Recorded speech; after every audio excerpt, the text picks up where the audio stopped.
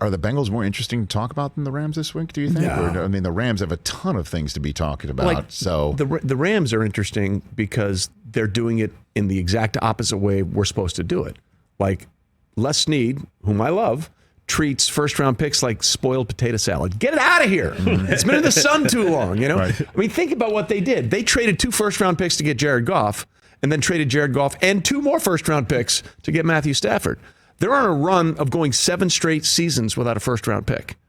That's only happened one other time, one franchise, the Washington, I mean, I guess we call them the Commanders now, but the other reincarnations of Washington under George Allen once went 11 straight years without a first-round pick, the over-the-hill gang. Mm-hmm. And then when Joe Gibbs was winning all his Super Bowls from 81 to 92, they also went 7 straight years without a first-round pick.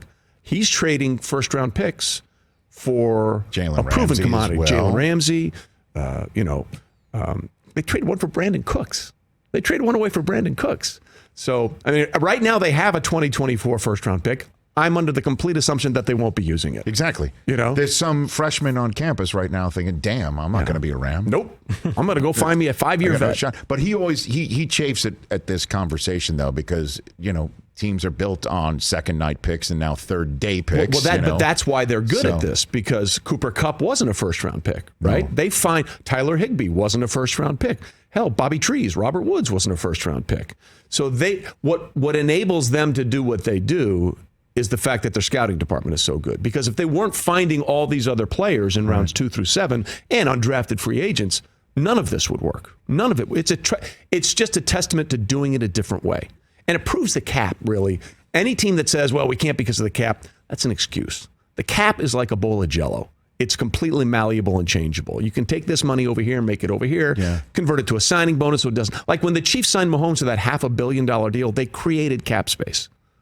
They created cap space by giving a guy allegedly $500 million, which, by the way, will be torn up in a year or two, and he'll get a $850 million contract. Probably. So here's a trend for you that I don't know if it's a trend or not, and I leave it to you to, I guess, bless it with the blue check mark of being a trend. Yeah. The last 2 NFC quarterbacks in the Super Bowl were off-season acquisitions that everybody was talking about because they were huge, big boom off-season acquisitions, and the concept, even when Brady went to Tampa, is like, okay, but can he win the Super Bowl in his first year? Like, is he going to win a Super Bowl there? The answer is yes. Yeah. Now it's Stafford. When he was acquired, and that whole business when we learned about what's going on at Cabo, and then it was that big trade with the Lions that made it official, and everyone's like, but can he really win in the play? Who is Matthew Stafford anyway? And he's here. They made it. They did, and they actually even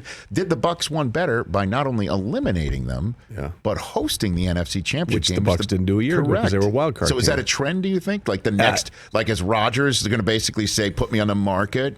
Is we going to get like Russ? Listen, I don't know how many segments you have before, but the Aaron Rodgers thing could go for hours. I mean, we could do that.